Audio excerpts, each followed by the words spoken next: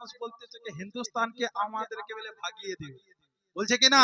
তো কবি কি বলছে শুনুন, अगर खिलाफ है तो होने तो जान थोड़ी है, अगर खिलाफ है तो होने तो जान थोड़ी है, ये सब धुआं है कोई आसमां थोड़ी है, अगर खिलाफ है तो होने तो जान थोड़ी है, ये सब धुआं है कोई आसमां थोड़ी है, सभी के खून है शामिल यहाँ की मिट्टी में, सभी के खून है शामिल यहाँ की मिट्टी में, किसी के बाप का हिंदुस्तान थोड़ी है, किसी के बाप का हिंदुस्तान थोड़ी है। अल्हम्दुलिल्लाहि नहमदुहु व नुसल्ली व नुसल्लिमु अला रसूलिहिल करीम, अम्मा बअद, फ़अऊज़ु बिल्लाहि मिनश शैतानिर रजीम, बिस्मिल्लाहिर रहमानिर रहीम, वलौ अन्नहुम इज़ ज़लमू अनफुसहुम जाऊ, सदक़ल्लाहुल अज़ीम व बल्लगना रसूलुहुन नबियुल अमीनुल मतीनुल मुहैमिनुल करीम, व नहनु अला ज़ालिका लमिनश शाहिदीन व शाकिरीन वल्हम्दुलिल्लाहि रब्बिल आलमीन।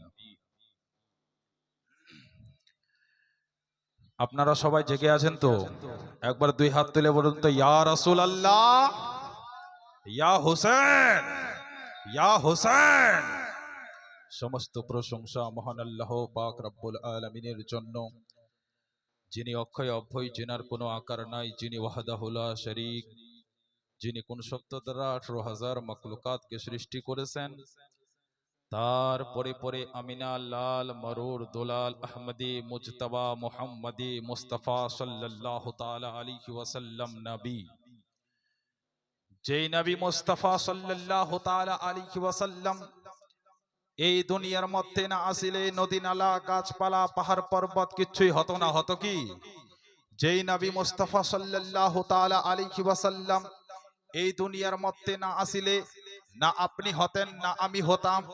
যে নবী মুস্তাফা সাল্লাল্লাহু তাআলা আলাইহি ওয়াসাল্লাম এই দুনিয়ার মধ্যে না আসিলে আল্লাহ পাক রব্বুল আলামিন বলতেছে, হে আমার বান্দা বান্দিরা শুনে নাও, আমি যদি নবী আর নবীর উম্মতকে সৃষ্টি না করতাম, এই দুনিয়ার মধ্যে প্রেরণ না করতাম, তাহলে আমি হযরতে আদমকেও সৃষ্টি করতাম না। তাহলে বোঝা গেল যে আজকে আমরা এই দুনিয়ার মধ্যে নবী মুস্তাফা সাল্লাল্লাহু তাআলা আলাইহি ওয়াসাল্লামের ওসিলায় এসেছি। কিন্তু মুআজ্জাজ সামিনে কেরাম, আজকে অনেক মানুষ যেই নবী মুস্তাফার ওসিলায় আজকে আমরা এই দুনিয়ার আলোর পথ দেখতে পেরেছি, এই দুনিয়ার বুকে এসেছি, যেই নবীর ওসিলায় আজকে আমরা মা বাবাকে দেখতে পাচ্ছি, যেই নবী মুস্তাফাকে যেই নবী মুস্তাফার ওসিলায় পুরো জগৎকে সৃষ্টি করা হয়েছে। আজকে সেই নবী মুস্তাফার শানে অনেক বাতিল দলেরা গুস্তাখি করতেছে, অনেক বাতিল দলেরা নবীর শানে বেয়াদবির কথা বলতেছে। একদল বাতিলের দলেরা বলতেছে নবী মুস্তাফা সাল্লাল্লাহু তাআলা আলাইহি ওয়াসাল্লাম বলতেছে নবী মুস্তাফা সাল্লাল্লাহু তাআলা আলাইহি ওয়াসাল্লাম আমাদের মতো মানুষ। ওরা দলিল দিচ্ছে, কুল ইন্নামা আনা বাশারুম মিসলুকুম, হে হাবিব তুমি বলে দাও আমি হলাম তোমাদের মতো মানুষ। কিন্তু তারা যে সামনে আয়াতটুকু আছে সেই আয়াতটুকু কেটে দিচ্ছে, পড়ছে না ইউহা ইলাইয়া, যে নবী মুস্তাফা তো আমাদের মতো মানুষ, কিন্তু নবীর প্রতি ওহী আসে, আমরা মানুষ, আমাদের প্রতি ওহী আসে না। আর একদল যাদেরকে আমরা যারা হচ্ছে আমরা যাদেরকে অনেক দুনিয়ার মানুষ পুরো জগতের মানুষ হাদিস ও কোরআন দ্বারা যাদের হাদিস ও কোরআন দ্বারা রেফারেন্স দ্বারা তাদের প্রমাণিত রয়েছে, তাদেরকে বলা হয়েছে আহলে সুন্নাত ওয়াল জামাত। আহলে সুন্নাত ওয়াল জামাতের দলেরা বলতেছে নবী মুস্তাফা আমাদের মতো তো মানুষ বটেই আছে, কিন্তু আমাদের মতো সাধারণ মানুষ নয়, আমাদের মতো সাধারণ মানুষ নয়। নবী মুস্তাফা হচ্ছেন নূরের তৈরি। তখন সেই আহলে সুন্নাত ওয়াল জামাতের দলকে জিজ্ঞাসা করা হলো, হে সুন্নির দলেরা তোমরা বলো নবী মুস্তাফা নূরের তৈরি, তো তোমাদের কাছে কি দলিল আছে, কি প্রমাণ আছে। তখন সুন্নিরা দলিলের মধ্যে কোরআনের মধ্যে খুঁজতেছে, তো কোরআনের মধ্যে আল্লাহ পাক রব্বুল আলামিন বলে উঠলো, কদ জাআকুম মিনাল্লাহি নূর ওয়া কিতাবুম মুবিন, নিশ্চয়ই আল্লাহর তরফ থেকে, আল্লাহর পক্ষ থেকে একটি নূর, আর সেই নূর থেকে উদ্দেশ্য মুরাদ নেওয়া হয়েছে আমার নবী মুস্তাফা সাল্লাল্লাহু তাআলা আলাইহি ওয়াসাল্লাম। কিন্তু বিরাদরানে মিল্লাতে ইসলামিয়া মুআজ্জাজ সামিনে কিরাম আবার সেই কোরআনের মধ্যে একদল বলতেছে নবীকে মাটি প্রমাণিত করতেছে, একদল নবীকে আমাদের মতো মানুষ প্রমাণিত করতেছে। কিন্তু আমরা আহলে সুন্নাত ওয়াল জামাত, আমরা নবীকে নূরও মানি, মাটি আমাদের মতো মানুষও মানি, কিন্তু আমাদের মতো সাধারণ মানুষ না। কিন্তু আল্লাহর কোরআন বলতেছে যালিকাল কিতাবুল লা রাইবা ফি, এই কিতাবটি এমন একটা কিতাব, আল্লাহর কোরআন এমন একটি কিতাব যেই কিতাবের মধ্যে কোনো সন্দেহ নাই, কোনো শুবহ নাই, কোনো সন্দেহ নাই। কিন্তু বিরাদরানে মিল্লাতে ইসলামিয়া সেই কোরআন থেকে দুই দল হয়ে গেল, একদল বলতেছে নবী মাটির তৈরি, আর একদল বলতেছে নবী মুস্তাফা নূরের তৈরি। তখন আপনার আমার মতো সাধারণ মানুষ বিভ্রান্তই পড়ে যাবে। আশিকে রাসূলরা বলবে কি নবী নূরের তৈরি না মাটির তৈরি? তখন আপনি আমি সেই বেরেলির কালান্দারকে জিজ্ঞাসা করব, হে বেরেলির কালান্দার, তুমি বেরেলির সরজমিন থেকে বলে দাও নবী নূর মাটির তৈরি না নূরের তৈরি? তখন বেরেলির কালান্দার বলতেছেন, হে আশিকে রাসূলরা শোনো, তোমাদের অন্তরে যদি নবীর মোহাব্বত হয়ে থাকে তাহলে শোনো, আমি বেরেলির সরজমিন থেকে বলতেছি ইমাম আহমদ রাজা কে নবী মুস্তাফা নূরের তৈরি। তার শান মান এরকম বয়ান করেছেন कि तेरी नस्ले पाक में है बच्चा बच्चा नूर का, तू है आईने नूर तेरा सब घराना नूर का। बिरादराने मिल्लते इस्लामिया मुअज़्ज़ज़ सामिने किराम, এখান থেকে প্রমাণিত হয়ে গেল নবী মুস্তাফা সাল্লাল্লাহু তাআলা আলাইহি ওয়াসাল্লাম আহলে সুন্নাত ওয়াল জামাতের নিকটে নবী মুস্তাফা সাল্লাল্লাহু তাআলা আলাইহি ওয়াসাল্লাম নূরের তৈরি। কিন্তু মুআজ্জাজ সামিন কিরাম, যার দিলে, যার অন্তরে, যার কাছে ঈমানই নাই, নবী মুস্তাফাকে কখনো কখনো ইলমে গায়েবের প্রতি হামলা করছে, নবীর গায়েবের সংবাদদাতার প্রতি হামলা করছে, নবী মুস্তাফা নূরের প্রতি হামলা করতেছে। কিন্তু বিরাদরানে মিল্লাতে ইসলামিয়া আজকে মানুষদের বাতিল দলেদেরকে কি বলবো, আজকে নবীর শান খাটানোর জন্য তারা পড়ে আছে, কিন্তু তারা জানে না যে নবী যদি আমাদের মতো মানুষ হতো তাহলে নবী মুস্তাফা সাল্লাল্লাহু তাআলা আলাইহি ওয়াসাল্লামের কাছে ওহী আসতো না। আজকে সেই বাতিল দলেরা কিভাবে আমার নবী মুস্তাফা সাল্লাল্লাহু তাআলা আলাইহি ওয়াসাল্লামকে নিজের মতো মানুষ বলে দেয়, যে নবী মুস্তাফা সাল্লাল্লাহু তাআলা আলাইহি ওয়াসাল্লামের শান হচ্ছে নবী মুস্তাফা মক্কার সরজমিনে আছে, এই দুনিয়ার সরজমিনে আছে, আর সেই দুনিয়ার সরজমিন থেকে আঙ্গুলের ইশারা করেছে তো চন্দ্রকে দুই খণ্ড করে দিয়েছে। যেই নবী মুস্তাফা সাল্লাল্লাহু তাআলা আলাইহি ওয়াসাল্লাম এই দুনিয়ার সরজমিন থেকে ডুবে গেছে সূর্য, আমার নবী মুস্তাফা দোয়া করেছেন, তো দুয়ার ওসিলায় আমার নবী মুস্তাফা ডুবা হওয়া সূর্যকে আবার ফেরত নিয়ে চলে এসেছেন। তাহলে সেই নবী মুস্তাফা সাল্লাল্লাহু তাআলা আলাইহি ওয়াসাল্লাম আমাদের মতো মানুষ কিভাবে হতে পারে? মুআজ্জাজ সামিনে কিরাম, আজকে ওই বদ আকীদার মানুষেরা, আজকে বাতিল দলেরা অনেক মানুষ আমার নবী মুস্তাফার প্রতি হামলা করতেছে।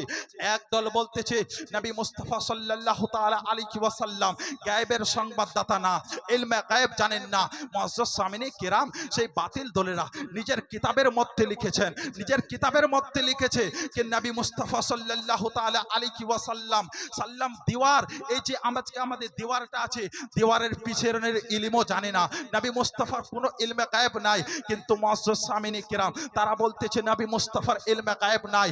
আর আমরা আহলে সুন্নাত ওয়াল জামাত, আমাদের কাছে দলিল আছে যে আমরা নবী মুস্তাফাকে সাল্লাল্লাহু তাআলা আলাইহি ওয়াসাল্লামকে সাল্লামের ইলমে গায়েব মানি, নবী মুস্তাফাকে গায়েবের সংবাদদাতা মানি। কারণ আল্লাহর কোরআন বলতেছে ওয়া আল্লামাকা মা লাম তাকুন তাআলাম, নবী মুস্তাফা আল্লাহ বলতেছে, হে আমার হাবিব, তুমি যত কিছু জানছিলে না, তোমাকে আমি আল্লাহ আমি নিজে হাবিব বলে তোমাকে সমস্ত কিছু শিখিয়ে দিয়েছি। কিন্তু মুআজ্জাজ সামিনে কেরাম, এই কোরআনের মধ্যে আবার দুই দল হয়ে গেল।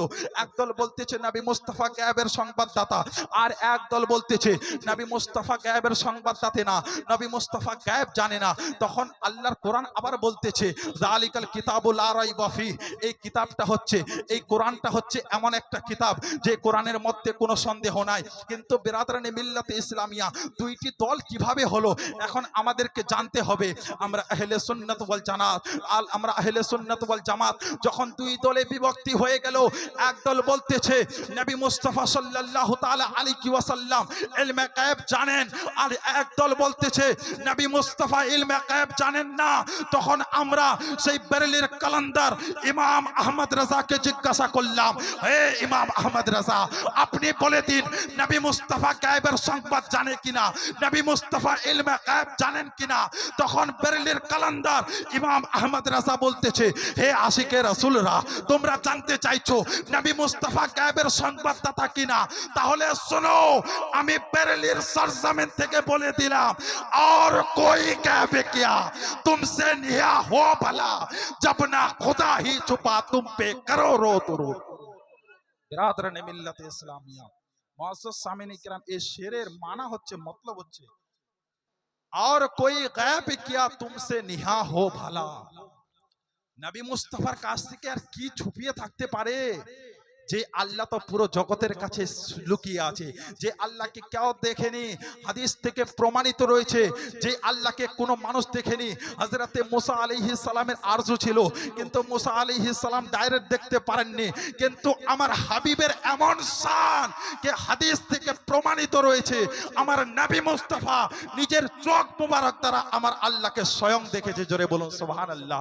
এখন কিরকম দেখিয়েছেন দেখনেওয়ালা জানে, কিরকম দেখাইছেন দেখানেওয়ালা জানে। মুআজ্জাজ সামিনে কেরাম, আজকে অনেক মানুষ অনেক রকমের কথা বলতেছে, আজকে অনেক মানুষ বলতেছে নবী মুস্তাফা সাল্লাল্লাহু তাআলা আলাইহি ওয়াসাল্লামের প্রতি হামলা করতেছে। হে আমার মা আর বোনেরা, আপনারা একটু ভালো করে মন ধ্যান লাগে শুনুন, আমার নবী মুস্তাফা আপনার আমার জন্য কতটুকু রহমত। যখন আমার নবী মুস্তাফার আসার আগে যখন কাফিরের বাদশা ছিল, বাদশাহাত চলছিল, যখন সে কাফিরেরা মক্কার জমিনে ছিল, আমার নবী মুস্তাফা আগে তো তখন কি করত, তখন তারা যদি কি মেয়ে জন্ম নিত, তাহলে সেই কাফিরেরা জিন্দা দাফন করে দিত, সেই কাফিরেরা জিন্দা দাফন করে দিত। যদি কোনো মহিলাকে তার স্বামী তালাক দিয়ে দিত, তাহলে সেই মহিলাকে মানুষ বলে বোঝা যেত। কিন্তু মুআজ্জাজ সামিনে কেরাম, আমার নবী কেমন রহমতুল্লিল আলামিন দেখুন, যে হযরতে আদম আসলেন তো রহমত নিয়ে এসেছেন, হযরতে শীস এসেছেন তো রহমত নিয়ে এসেছেন, হযরতে দাউদ এসেছেন তো রহমত নিয়ে এসেছেন, হযরতে ঈসা রুহুল্লাহ এসেছেন তো রহমত নিয়ে এসেছেন, হযরতে মুসা কালিমুল্লাহ এসেছেন তো রহমত নিয়ে এসেছেন, হযরতে ঈসা রুহুল্লাহ এসেছেন তো রহমত নিয়ে এসেছেন, হযরতে ইব্রাহিম খলিলুল্লাহ এসেছেন তো রহমত নিয়ে এসেছেন। প্রত্যেকটা নবী এই দুনিয়ার বুকে রহমত নিয়ে এসেছেন। কিন্তু আল্লাহর কোরআনকে জিজ্ঞাসা করা হলো, আল্লাহর দরবারে জিজ্ঞাসা করা হলো, হে আল্লাহর কোরআন, তুমি বলে দাও যে প্রত্যেকটা নবী, হযরতে আদম এসেছেন তো রহমত নিয়ে এসেছেন, হযরতে মুসা এসেছেন তো রহমত নিয়ে এসেছেন, হযরতে শীস এসেছেন তো রহমত নিয়ে এসেছেন, হযরতে মরিয়ম এসেছেন তো রহমত নিয়ে এসেছেন, হযরতে মুসা কালিমুল্লাহ এসেছেন তো রহমত নিয়ে এসেছেন, হযরতে ইব্রাহিম খলিলুল্লাহ এসেছেন তো রহমত নিয়ে এসেছেন, হযরতে ঈসা রুহুল্লাহ এসেছেন তো রহমত নিয়ে এসেছেন। হে আল্লাহর কোরআন, প্রত্যেকটা নবীকে তুমি তো রহমত দিয়ে নিয়ে পাঠিয়েছো, প্রত্যেকটা নবী তো রহমত দিয়ে এসেছে। কিন্তু হে আল্লাহর কোরআন, তুমি নিজের হাবিবকে মুহাম্মদুর রাসূলুল্লাহকে দুনিয়ার মধ্যে কিভাবে পাঠিয়েছো? তো আমার আল্লাহ বলতেছে, হে আমার বান্দা বান্দিরা শোনো, আমি হযরতে আদমকে পাঠালাম তো রহমত করে পাঠিয়েছি, রহমত দিয়ে পাঠিয়েছি। আমি হযরতে শীসকে পাঠিয়েছি তো রহমত দিয়ে পাঠিয়েছি। আমি হযরতে ইব্রাহিম খলিলুল্লাহকে পাঠিয়েছি তো রহমত দিয়ে পাঠিয়েছি। আমি হযরতে ঈসা রুহুল্লাহকে পাঠিয়েছি তো রহমত দিয়ে পাঠিয়েছি। আমি হযরতে মুসা কালিমুল্লাহকে পাঠিয়েছি তো রহমত দিয়ে পাঠিয়েছি। আমি প্রত্যেকটা নবীকে রহমত দিয়ে পাঠিয়েছি। কিন্তু যখন আমার হাবিবের বাড়ি আসলো, তো আল্লাহর কোরআন বলে উঠলো, হে আমার বান্দা বান্দিরা শুনে নাও, আমার হাবিবকে আমি দুনিয়ার বুকে ওয়ামা আরসালনাকা ইল্লা রাহমাতাল লিল আলামিন করে পাঠিয়েছি। জোরে বলুন সুবহান। বিরাদরানে মিল্লাতে ইসলামিয়া, তাহলে বোঝা গেল যে প্রত্যেকটা নবী এই দুনিয়ার মধ্যে রহমত হয়ে এসেছেন, রহমত দিয়ে পাঠিয়েছেন আল্লাহ পাক রব্বুল আলামিন। কিন্তু আপনার আমার হাবিবকে আমার আল্লাহ পাক রব্বুল আলামিন রহমত করে পাঠিয়েছেন। জোরে বলুন সুবহানাল্লাহ। আসুন একবার সেই নবীর প্রতি ভক্তি ভরে দুরূদ শরীফ পাঠ করি। আল্লাহ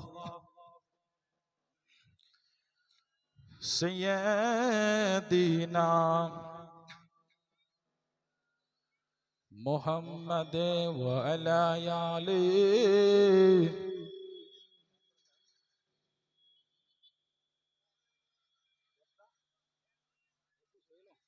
বিরাদরানে মিল্লাতে ইসলামিয়া। জাস্ট আমি এখন শুরুয়াত করলাম, আমার এখন টপিক আরম্ভ হয়নি। আজকে আমরা নবীর মোহব্বত আছে কিনা? কে কে নবীর মোহব্বত আছে দুই হাত তুলে বলুন তো ইয়া রাসূলুল্লাহ।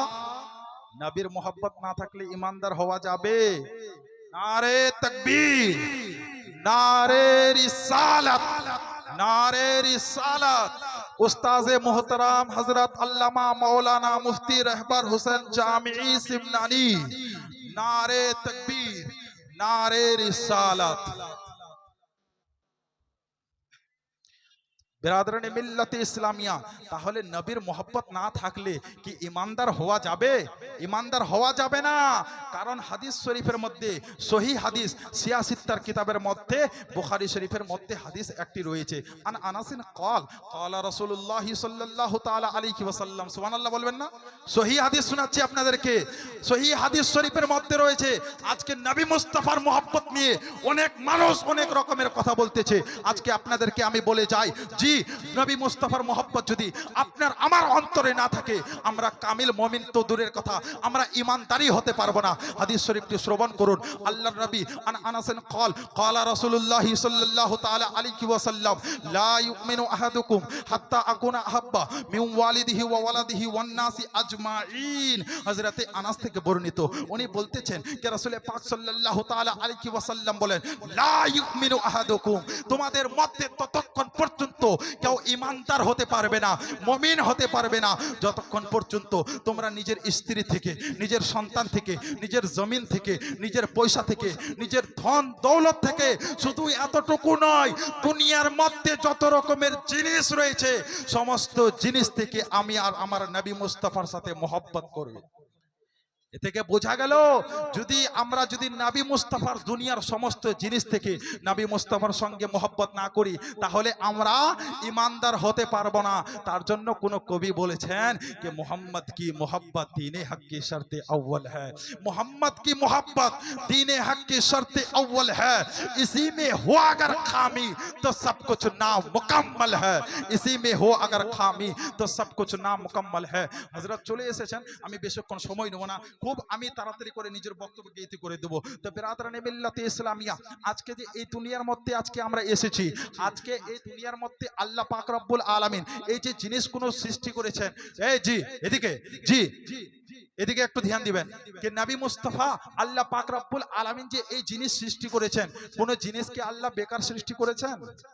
সৃষ্টি করেছেন কি?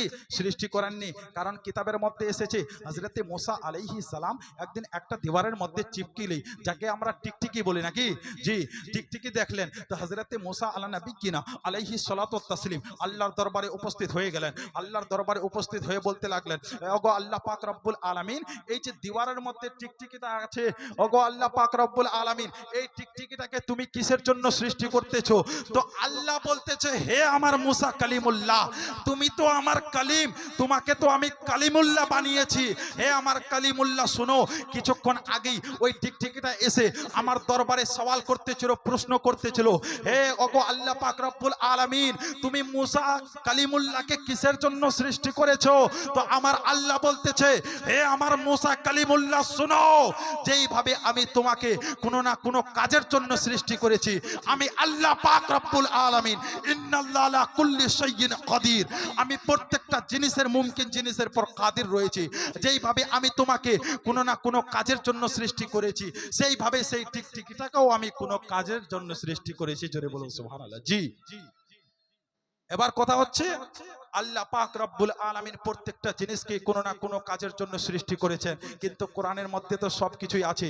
একবার কোরআনের দরবারে এসে কোরআনের মধ্যে একবার কোশ্চেন করুন যে হে আল্লাহর কোরআন, তুমি তো প্রত্যেকটা জিনিসকে কোনো না কোনো কাজের জন্য সৃষ্টি করেছো।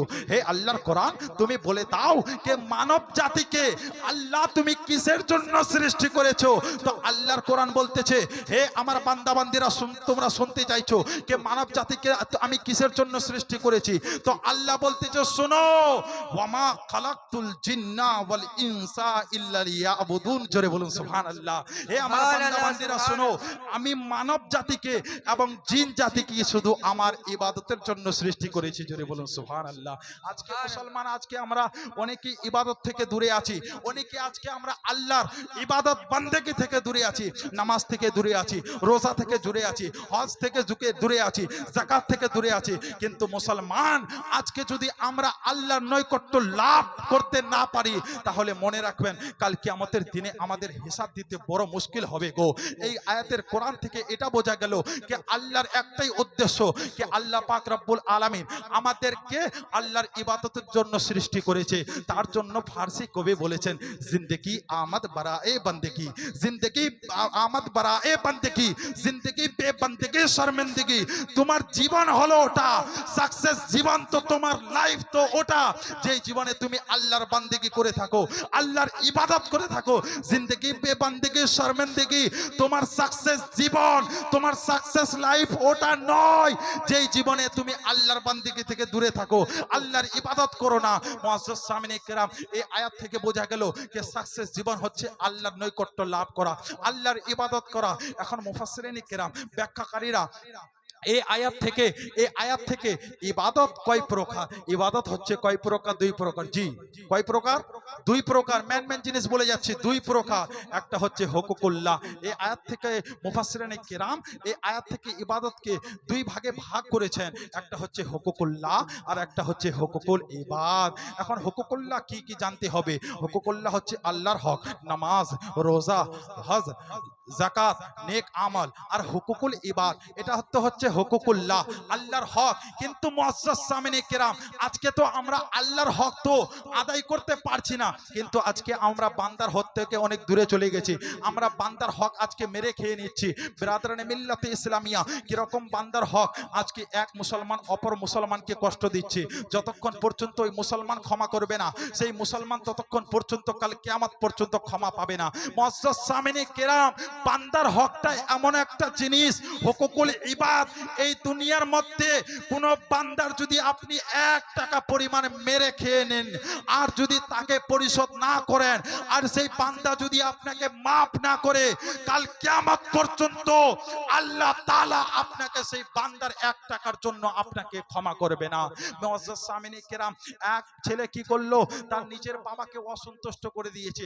আজকে মুআজ্জাজ সামিনে কেরাম, জামানা হিসাবে 1-2টা কথা বলে দিই। আজকে অনেক মানুষ হয়েছে, আজকে এসআইআর এসছে না, অনেক মানুষ নিজের বৃদ্ধ মা বাবাকে সেই বৃদ্ধাশ্রম না কি বলছে ওখানে রেখে দিয়ে চলে এসছে, নাকি ওখানে রেখে দিয়ে চলে এসেছিল।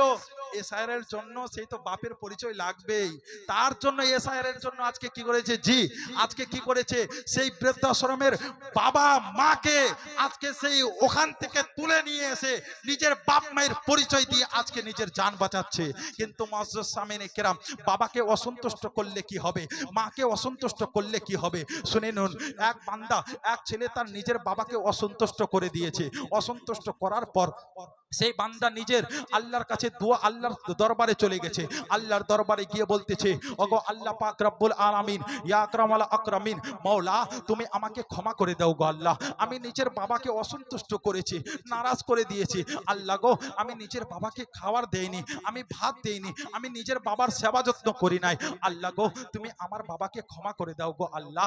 আল্লাহ বলতেছে, হে আমার বান্দা শোনো, তুমি আমার বান্দার মনে কষ্ট দিয়েছো, আর তুমি ক্ষমা চাইতে এসেছো এসেছো মালিকের কাছে, আল্লাহর কাছে।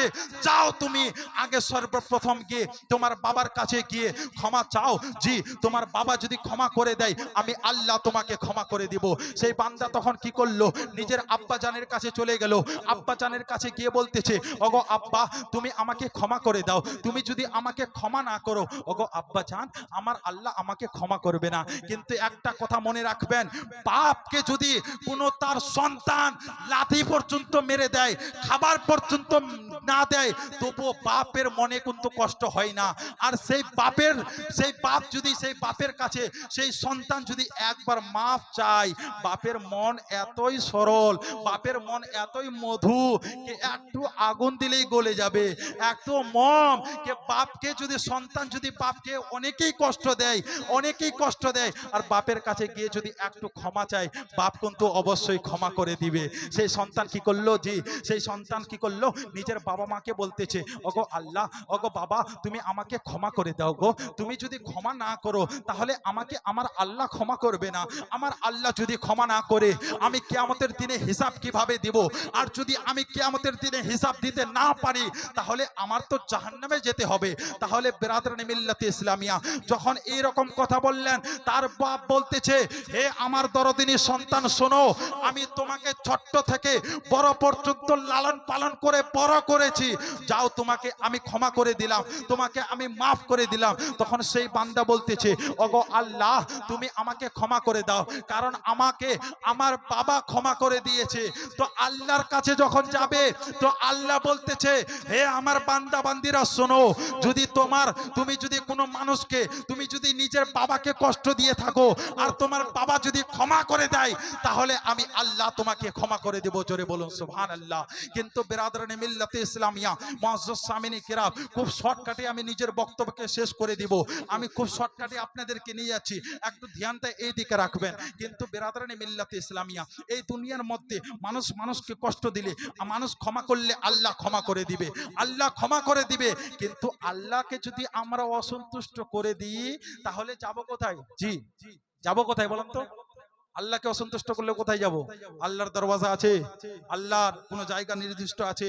আল্লাহ থেকে, আল্লাহ মাকান থেকে পাক, পাক ও পবিত্র কিনা? আল্লাহর কোন মাকান নয়। আর যে মাকান সাবিত করবে তার তো কুফর সাবিত হয়ে যাবে। মুআজ্জাজ সামিনী কিরাম, জি তাহলে বোঝা গেল কি বান্দার যদি ক্ষমা করে আল্লাহ ক্ষমা করে দিবে। কিন্তু মুআজ্জাজ সামিনী কিরাম, এই হুকুকুল্লাহ হচ্ছে এমন একটা জিনিস যে আল্লাহর যদি আজকে আমরা হক আদায় করতে না পারি, আল্লাহকে যদি আজকে আমরা অসন্তুষ্ট করে দিই, তাহলে আমরা কার দরওয়াজায় যাব? কে আমাদেরকে ক্ষমা করবে? কোথায় গেলে আমরা ক্ষমা পাবো? তো আল্লাহ পাক রব্বুল আলামিন বলতেছে, হে আমার বান্দা বান্দিরা শোনো, তুমি যদি তোমার মাকে অসন্তুষ্ট করে ফেলো, তোমার মা রাজি হলে আমি আল্লাহ রাজি হয়ে যাব। বাবা অসন্তুষ্ট হলে, তোমার বাবা রাজি হলে আমি রাজি হয়ে যাব। তোমার খালাকে যদি তুমি অসন্তুষ্ট করো তাহলে তোমার খালা যদি অসন্তুষ্ট হয়ে রাজি হয়ে যায় আমি আল্লাহ রাজি হয়ে যাব। কিন্তু বিরাদরানে মিল্লাতে ইসলামিয়া, বান্দা মাফ করলে তো আল্লাহ মাফ করে দিবে, কিন্তু আল্লাহকে নারাজ করলে কোথায় যাব? বিরাদরানে মিল্লাতে ইসলামিয়া, আল্লাহ তো সমস্ত মাকান থেকে পাক ও পবিত্র রয়েছে, আল্লাহর কোনো মাকান নাই। তো আপনি আমি যাব কোথায়? তো আমার আল্লাহ বলতেছে, হে আমার বান্দা বান্দিরা শোনো, তোমরা যদি আমাকে অসন্তুষ্ট করে ফেলো, আমাকে নারাজ করে ফেলো, তোমাকে কোথাও যাওয়া লাগবে না, তোমরা একবার আমার নবী মুস্তাফার দরবারে হাজির হয়ে যাবে। আল্লাহর কোরআন বলতেছে, ওয়ালাউ আন্নাহুম ইযলামু আনফুসাহুম জাউক, যদি তোমরা আমাকে অসন্তুষ্ট করে ফেলো, নারাজ করে ফেলো, আমার নবী মুস্তাফার দরবারে হাজির হয়ে যাবে। তাহলে বোঝা গেল যে আল্লাহকে যদি অসন্তুষ্ট করে ফেলে, আল্লাহকে নারাজ করে ফেলে, তাহলে কার দরবারে যেতে হবে? আজকে আপনি আমি কার দরবারে যাব? তখন আমরা বেরেলির কালান্দারকে, আপনার আমার মতো আশিকে রাসূল বেরেলির কালান্দারকে জিজ্ঞাসা করব, হে বেরেলির কালান্দার ইমাম আহমদ রাজা ফাজিলে বেরেলভি, আপনি বলে দিন বেরেলির সরজমিন থেকে কি আল্লাহর কোন জায়গা আছে কিনা, আল্লাহর কোন মাকান আছে কিনা? তখন বেরেলির কালান্দারকে জিজ্ঞাসা করা হলো, হে বেরেলির কালান্দার আপনি বলে দিন আল্লাহর কোন মাকান আছে কিনা? তখন বেরেলির সরজমিন থেকে ইমাম আহমদ রাজা ফাজিলে বেরেলভি বলতেছে, वही ला मका के मकी हुए सरे अर्श तख्त नसी हुए, वो नबी है जिनका है ये मका, वो खुदा है जिनका कोई मका नहीं।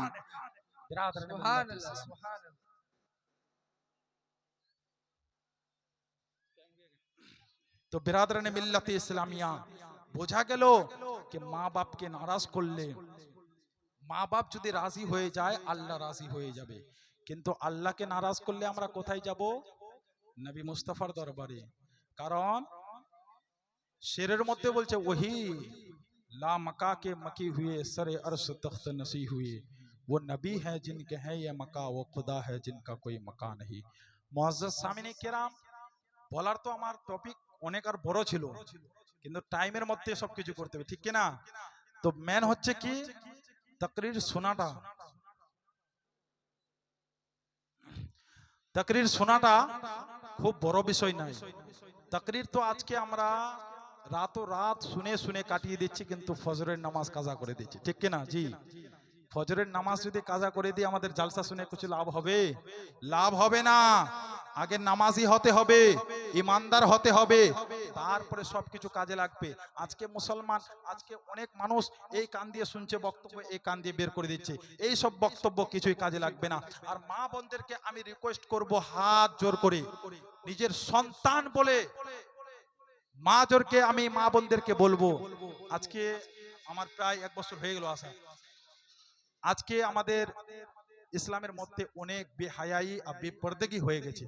আজকে মা বোনেরা অনেক বেপরদার সাথে চলাফেরা করছে। হে মা বোনেরা শুনেন, আজকে আপনার যৌবন বয়স আছে, আপনি বেপরদার সঙ্গে চলছেন, কিন্তু মরে গেলে কবরে কিন্তু শান্তি পাবেন না, শান্তি পাবেন না। তার জন্য আপনাদেরকে বলি, নিজের সন্তানকে, নিজের মেয়েকে এবং কি মা বোনেরা আপনারা নিজেও পর্দার সঙ্গে রাস্তার বাইরে রাস্তাতে চলাফেরা করুন। আল্লাহ পাক রব্বুল আলামিন আমাদের সবাইকে সঠিক পথে যেন তৌফিক দান, চলার তৌফিক দান করেন। আমার যদি বলার কিছু ভুল ত্রুটি হয়ে থাকে আল্লাহর ওয়াস্তে ক্ষমা প্রার্থী। আসসালামু আলাইকুম ওয়া রাহমাতুল্লাহি ওয়া বারাকাতুহু।